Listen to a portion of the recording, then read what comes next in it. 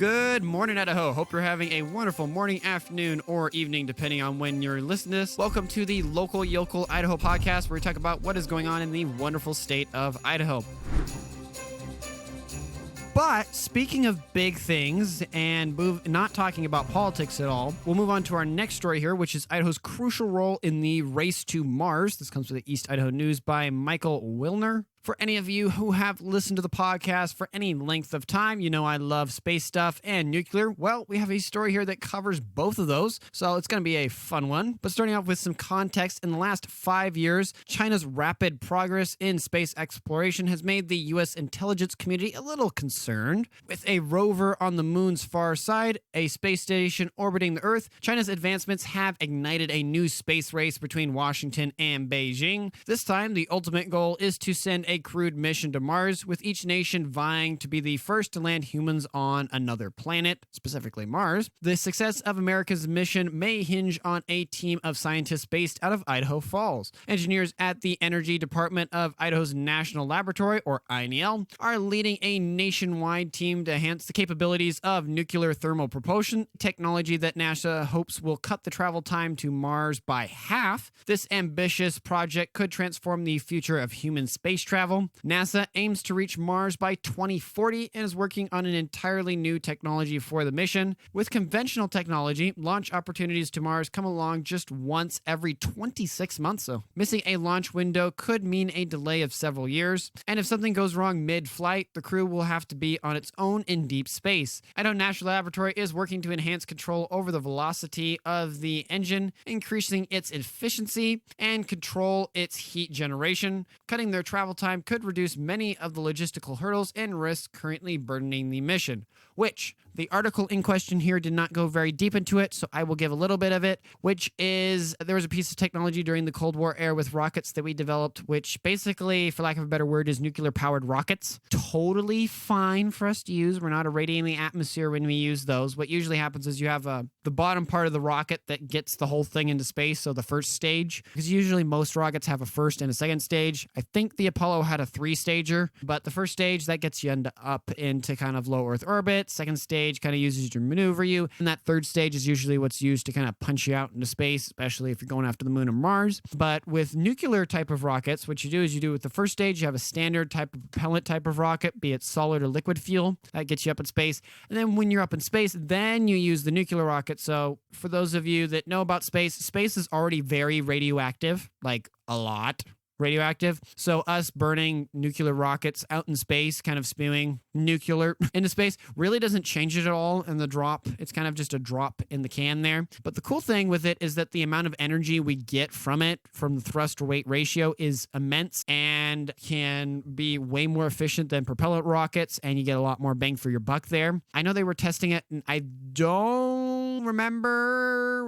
I might have to look it up as we're recording here. I don't think NASA actually ever launched a nuclear rocket into space. Not talking about nuclear missiles, but I do know it is a very promising technology up there with like the Aerospike and other stuff, which I'm really glad they're kind of taking this and reevaluating it for kind of these future plans as we reach out into the stars more. Yeah, that's interesting. I know that there are several people who are interested in going to Mars, and it's an interesting, exciting thing. I'm not 100% sure what the ultimate implications are. But having said that, there are so many things that we use on a daily basis right now that came out of the space program that are just kind of byproducts of it, that I am pretty much all for letting NASA and smart people try to continue doing crazy things, because it just ends up helping everybody because we get cool things out of it. Right. Which, two things. One, cool things invented. I will add one that I learned recently that I didn't know about. So, when you're like driving on the freeway, and especially when you go into like the different turns, I think Karcher has one and Eagle has one where you have those big, like, they're on ramps, I think. Well, no, the Karcher one's an off ramp. The Eagle one is an on ramp.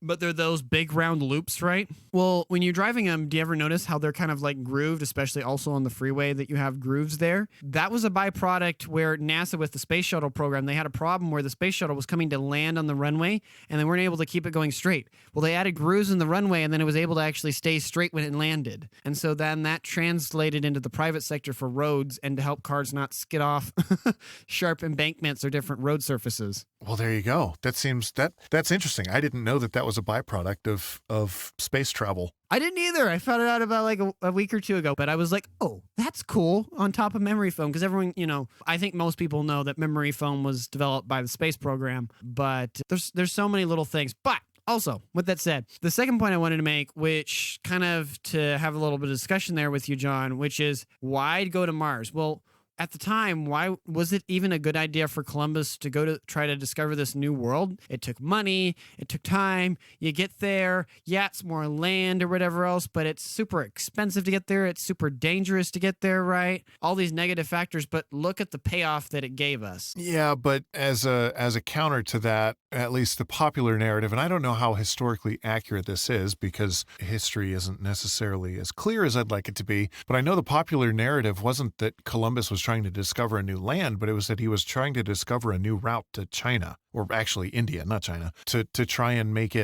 the trade with India be more affordable. And he just kind of happened upon the Americas, and then everybody started coming here. So Columbus might not be the greatest example, but a lot of the explorers that came after him might be even better examples. But going back to Mars, though, I don't see the end result. I don't see what the benefit will be. Not that I don't see that there will be one, because Columbus couldn't have seen what the benefit of discovering the Americas would have been. And so, the future is always cloudy for us now. Hindsight is 20/20, but prophecy doesn't really work very well. So I don't know.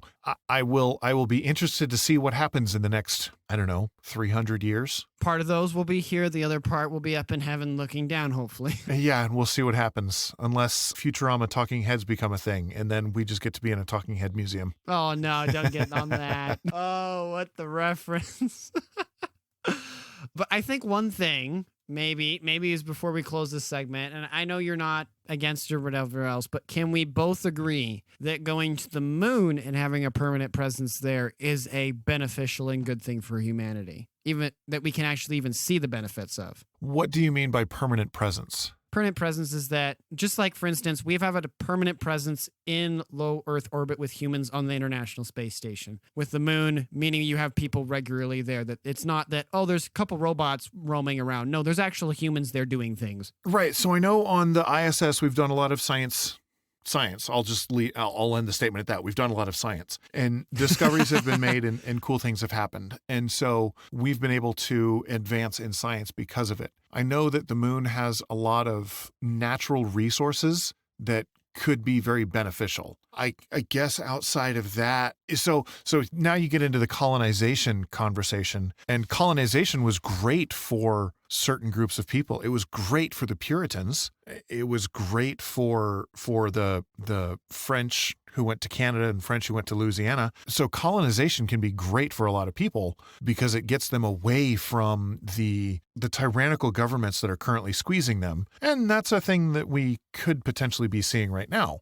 There's a third thing I'm seeing with the moon. I don't know if you see it. Not off the top of my head. Well, if we ever want to do more things in space, the moon is almost like God's like, hey, I'm going to put this like really big small planet that orbits you. And it's going to be this like amazing thing that has almost no atmosphere and very low gravity. So it can be like the perfect refueling and launch pad into the rest of the galaxy. Okay, now that can make sense if we're using the moon more as a space station.